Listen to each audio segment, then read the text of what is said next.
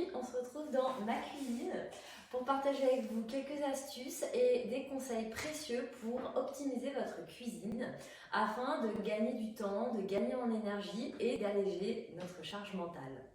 Donc c'est parti pour 3 tips sur une cuisine organisée et bien rangée. Alors, mon premier conseil, ça va être de penser une répartition logique et maligne dans tout ton espace de cuisine. D'accord? Qu'elle soit petite ou grande, sache que forcément, tu dois réfléchir à où tu vas ranger les choses. D'accord? Tu as un espace en général au lave-vaisselle et donc le plus logique, c'est d'y mettre à proximité tout ce qui est vaisselle. D'accord? Moi, j'ai mon lave-vaisselle ici. Je ne sais pas si ça se voit sur la vidéo. Quand je range ma vaisselle, j'ai 2 placards. J'en ai un ici. Donc, tac. Et j'en ai un autre ici. Donc, tac, j'ai vraiment tout à proximité. À la limite, j'ai les couverts qui sont un petit peu plus loin. Et je ne vais pas aller au fond de la cuisine pour ranger ma vaisselle.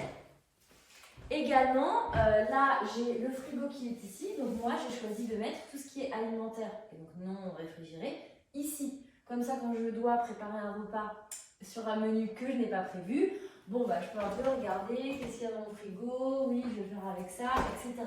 Ça me donne de la visibilité et ça, c'est extrêmement important. Et enfin, là, j'ai mes plaques de cuisson et mon four, donc tout ce qui a trait à la cuisson, les casseroles, les accessoires de four sont rangés à proximité. On essaie d'avoir cette logique et moi, ce que je vous conseille, c'est prenez un papier, prenez un crayon, dessinez votre cuisine et réfléchissez à la manière dont vous pouvez répartir les choses. Parce que quand je le dis, ça paraît évident, mais je ne suis pas sûre que dans les faits, vous exploitiez au mieux la répartition de vos affaires de cuisine. Alors, mon deuxième conseil, c'est de faire en sorte que tes rangements soient pratiques et bien pensés, d'accord? C'est encore plus important si tu as une petite cuisine, mais c'est aussi valable pour une plus grande cuisine. La première question que tu peux te poser, c'est qu'est-ce que j'utilise quotidiennement?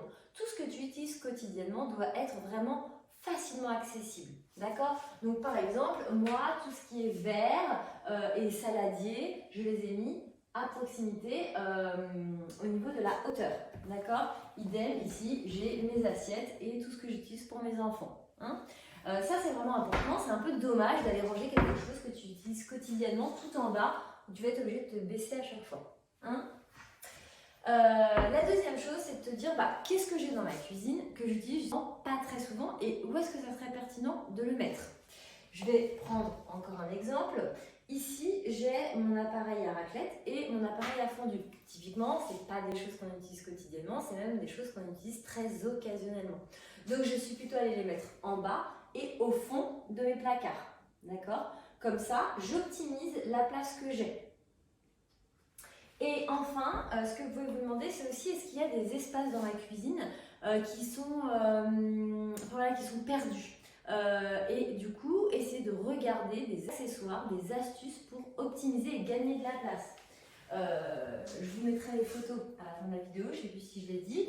Voilà, par exemple, le petit plateau tournant qui permet de mieux voir ce qu'on a. Parce que si on a toutes nos conserves qui sont entassées les unes sur les autres sur 4 rangées, en fait, on ne sait plus du tout qu'est-ce qu'il y a derrière, tout au fond.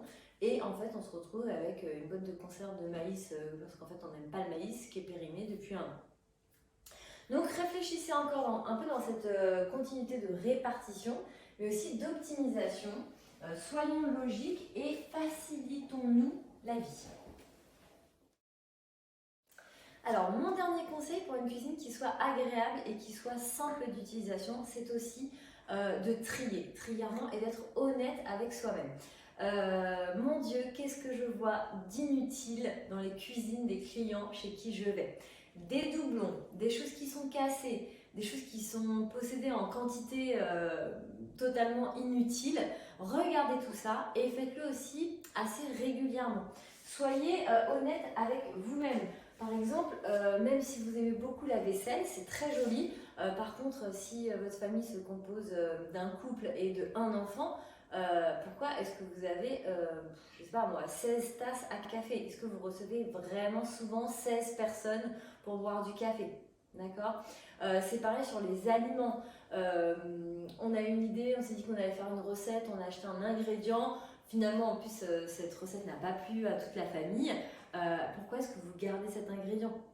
hein. Toujours ce fameux au cas où, on ne sait jamais, j'aime pas gâcher. Oui, je comprends, mais en attendant, c'est pour ça que vous avez des placards qui sont remplis et c'est pour ça que quand vous réfléchissez à ce que vous pouvez faire à manger ce soir, vous n'avez aucune visibilité sur ce que vous avez et ce que vous pourriez faire simplement et rapidement. D'accord? Donc vraiment, essayez de supprimer les doublons, essayez d'être honnête avec soi-même et un peu de s'alléger. D'accord? Ne gardez pas des choses qui sont inutiles, des choses en doublon.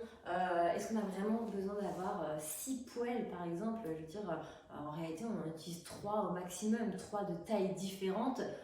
Parce qu'effectivement, c'est un peu dommage d'utiliser une immense poêle quand on a un tout petit truc à faire cuire, mais on n'a pas besoin d'en avoir 6. Donc challengez-vous un peu là-dessus et vous verrez qu'en vidant vos placards, vous allez ressentir un bien-être maximum dans votre cuisine quand il s'agira de faire certaines choses. Voilà, j'espère que ces conseils t'auront été utiles. Tu retrouveras sur mon site internet, dans la partie blog, l'article qui rentre peut-être un petit peu plus en détail et sur lequel aussi j'illustre le plan de cuisine que j'ai mis en place récemment. Avec mon mari, on a réorganisé la cuisine.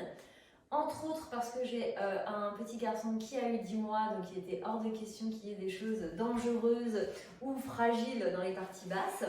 Et je te donne d'ailleurs le conseil d'être patient quand tu réorganises ta cuisine. Il faut 2 semaines à peu près pour s'y faire. Nous par exemple, on avait changé les assiettes de place et pendant 2 semaines, à chaque fois tu râles quand tu ouvres le placard et qu'il n'y a plus les assiettes dans le placard. C'est tout à fait normal. Mais ça vaut le coup. Aujourd'hui, j'ai l'impression que c'est plus fluide, j'ai l'impression de gagner du temps et ça n'a pas de prix. Je te souhaite une très belle journée et n'hésite pas si tu as des questions ou des commentaires à m'en faire part. À très bientôt!